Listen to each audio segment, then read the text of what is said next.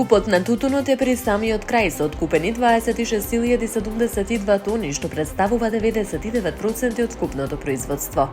Просечната откупна цена изнесува 419,18 денари за килограм, со што реколтата за 2025 година се оценува како успешна, изјави Кире Ристевски, председател на Сојузот на земјоделски здруженија. Според Ристевски, зголемениот интерес за склучување на нови договори дополнително укажува на стабилност во секторот.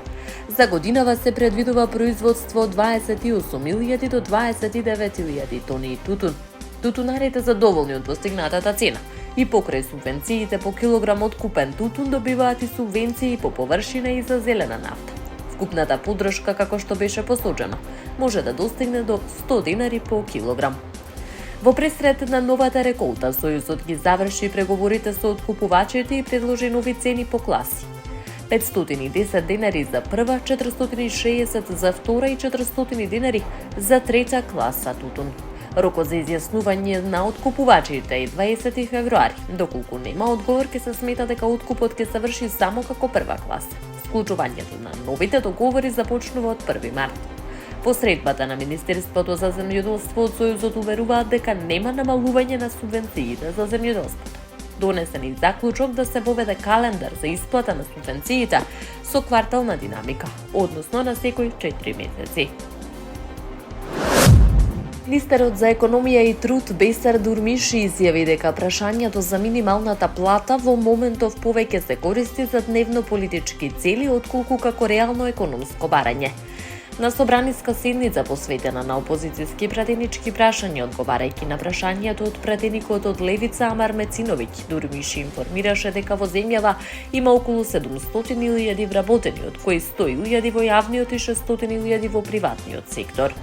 Според него, околу 30.000 лица примаат минимална плата, дел од нив се регистрирани како индивидуални трговци и не зависат исклучиво од тој износ, туку и од приходите на своите фирми. Тоа, како што посочи, представува околу 3 до 4% од вкупниот број вработени.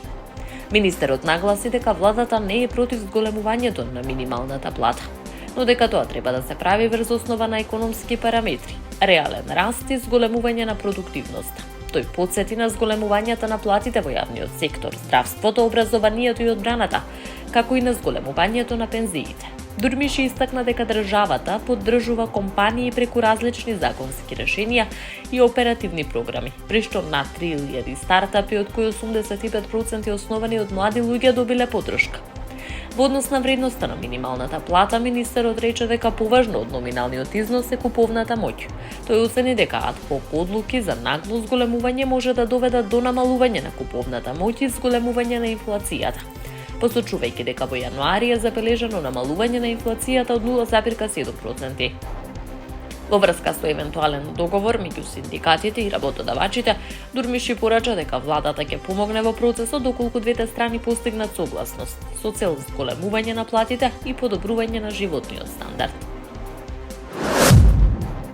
Рускиот председател Владимир Путин во Крем изјави дека односите меѓу Русија и Куба се развиваат во позитивна насока и дека Москва ги смета за неприфатливи новите американски санкции кон Хавана. За време на средбата со кубанскиот министер за надворешни работи Бруно Родригес Парилја, Путин нагласи дека билатералната соработка напредува и дека очекува детална дискусија за сите клучни прашања. Осврнувајќи се на новите американски мерки, рускиот председател посочи дека санкциите кои се однесуваат на блокада на снабдувањето на Куба со нафта се неприфатливи за Москва. Сега сме во посебен период, со нови санкции, знаете како се чувствуваме во врска со ова. Нема да прифатиме ништо слично, ставот на нашето Министерство за надворешни работи е отворен, јасен и недвосмислен, изјави Путин. Родригес од своја страна изјави благодарност за руската поддршка во услови на, како што рече, заострување на енергетската блокада на островот од страна на Соединетите американски држави. Претходно, Родригес имаше одвоени средби со рускиот министер за надворешни работи Сергеј Лавров, како и со сам председателот на Советот за безбедност Дмитри Медведев. Подпредседателката на Бугарија Илијана Јотова денеска најави дека ќе издаде укази за назначување привремена влада и за одржување предвремени парламентарни избори на 19 април. Одлуката следува откако кандидатот за привремен премиер Андреј Јуров го представи составот на техничката влада. Ќе издадам указ за назначување на вашиот привремен кабинет и ќе чувам вашата заклетва пред Народното собрание. Ќе издадам указ за одржување парламентарни избори на 19 април, изјави Јотова. Изборите на 19 април ќе бидат 8 парламентарни избори во Бугарија од 2021 година наваму, што дополнително ја нагласува продолжената политичка нестабилност во земјата. По протестите на крајот од минатата година, владата предводена од Росен Желјзаков поднесе оставка. Председателот Румен Радев, кој е на функцијата во периодот од 2017-2026, одржа консултации со парламентарните партии и додели 3 мандати за состав на влада. На ГЕРБ, СДФ, промените продолжуваат Демократска Бугарија и Алијанса за права и слободи. Сите 3 мандати беа веднаш вратени неисполнети, со што стана известно дека земјата ќе оди на нови предвремени избори. На 12 февруари Јотова го назначи Ѓуров, кој претходно беше заменик гувернер на Бугарската народна банка, завршител на должноста премиер, и му ја довери задачата да предложи состав на техничка влада согласно законските процедури.